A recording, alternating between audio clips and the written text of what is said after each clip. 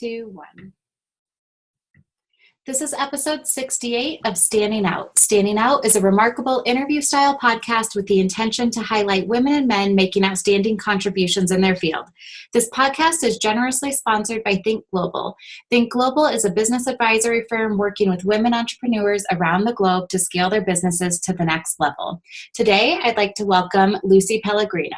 Lucy is the founder of Slick Lizard Design and has over 20 years experience launching and marketing hundreds of products from top-tier consumer electronic companies, including Apple Computer, NEC, Canon USA, Nokia, Nikon, and others. With a love of accessories, passion for good design, and an expensive electronics habit, Lucy was tired of settling for cases and bags that fell short of her expectation in some way. She decided to take matters into her own hands and in 2016 launched Slick Lizard Design. Without a creative outlet, Lucy would be like a fish out of water. Inspired by beautiful things and the smell of crayons, markers, and glue, no design project is too big or too small for Lucy to tackle. Lucy, thanks for being here. Hey, thanks for having me. You're welcome.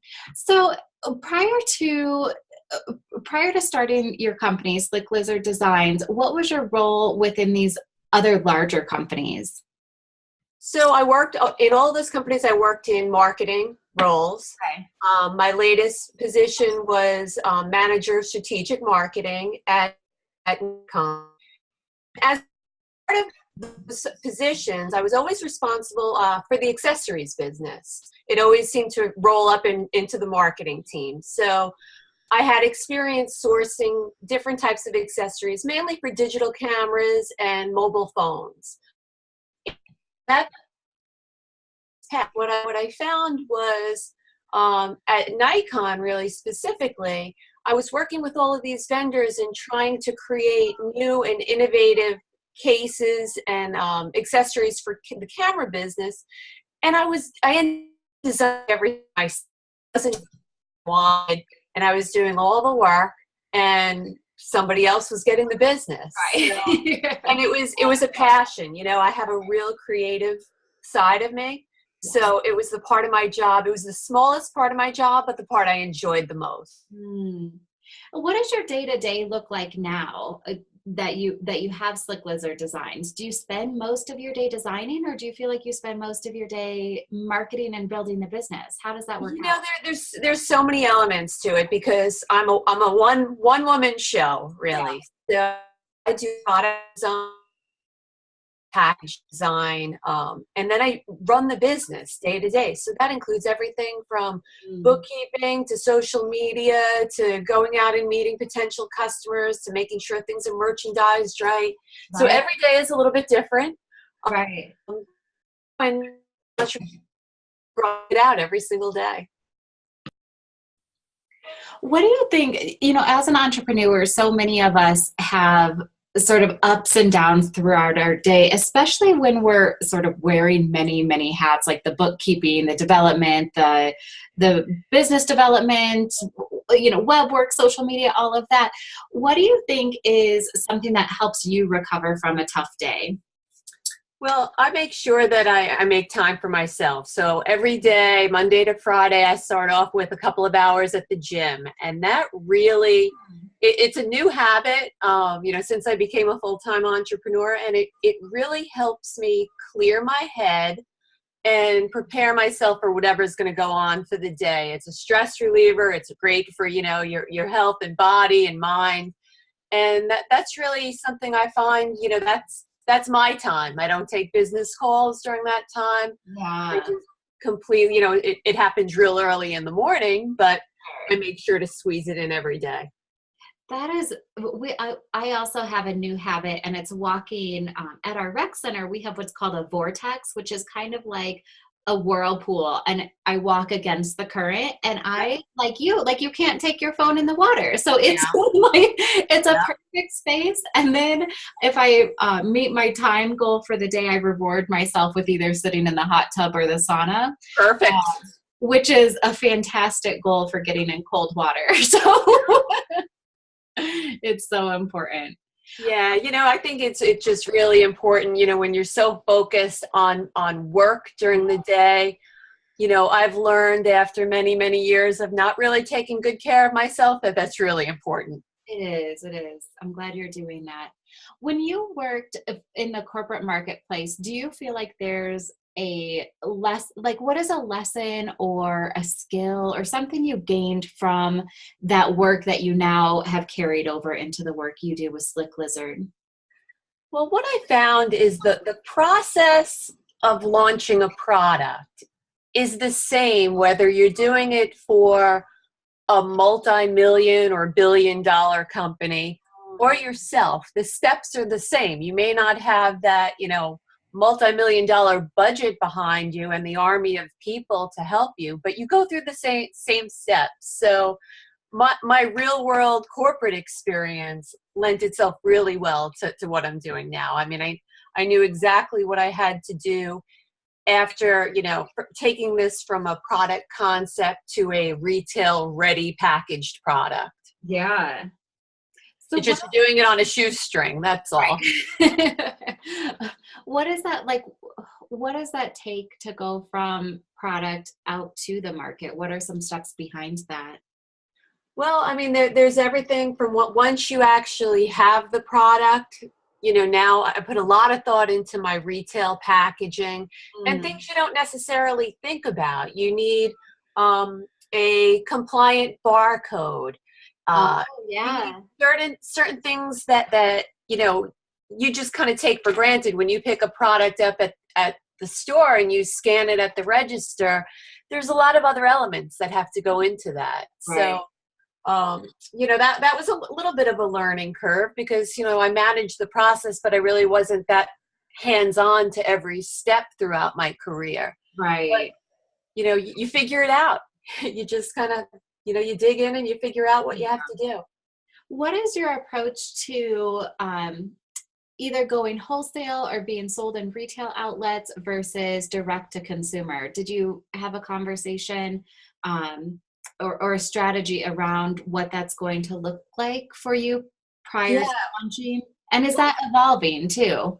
Well, what's pretty interesting, when I first developed the product, my thought was, I was launching it at the National Stationery Show in New York City. And my thought in doing that was that I could potentially pick up some mom and pop types of customers. I was looking at boutiques and gift shops and things like that. And those were the types of companies that were attending that show. As it ended up, a Sam's Club buyer wandered through my booth. And the first account I landed was Sam's Club. No. That happens. So it was the craziest thing. I didn't get out of the show. I didn't get one small account set up. About a month after the show, I was down in Bentonville, Arkansas, and I landed the Sam's account for holiday. And the product was placed in 622 club locations across the country. Wow. So my strategy got turned on its ear. And now I'm trying to, backfill for that. It was a one-time buy for holiday, so they're still kind of assessing where they landed, where they're at with sell-through, and whether or not next season they'll make another purchase. It's not a product that they would carry all year. And now I'm trying to figure out, well, how do I really, build the business from the ground up, because I have presence in this national retailer, but I really don't have any brand recognition. Right. So I have to kind of go back now and rework the strategy and figure out what the best way to approach that is going to be. For listeners with, so many of us as entrepreneurs, I feel like we're really pushing hard and always trying to get in with corporate and enterprise level companies. What I'm curious to know is, of course, we would all love and probably all take the Sam's deal. I'm wondering if that was hard for you from a product fulfillment standpoint or anything like that, being that you were a newer company. Yeah, the only thing I think that saved me with that is I've had experience working with large large companies like Sam's Club. And I had worked with Sam's Club specifically in the past, and Walmart, and lots of big box retailers. Okay. As an entrepreneur with no experience, I think it would have been a huge challenge. I mean, it was challenging enough as a small business. Yeah. But the advantage I had was I knew where the, you know, where the bombs were buried. Right. And I knew really what to keep my eyes out for. And even with that, you know, it was a scramble. It definitely had its ups and downs. What would you say for anyone who hasn't had that experience? What's a common, what is like one or two things that business owners should be keeping their eye on? Well, I mean, you go into it knowing that, you know, they're Sam's Club or a Walmart, they're looking for the lowest possible price. You have to make sure that when you come out of it, you're still profitable, for one. Right. Lots of companies, or especially small businesses, go into a deal like that, and it could easily bankrupt you if things go wrong. Mm. You have to account for what happens if sell-through isn't what's expected. What happens to that inventory? And that's a conversation you absolutely need to have with your merchant before you do the deal. So if, let's say, they only sell through 50% of the goods, are they returning the other 50% to your doorstep? Are they marking it down? Are they going to ask you to cover the gap between what they paid and the markdown money?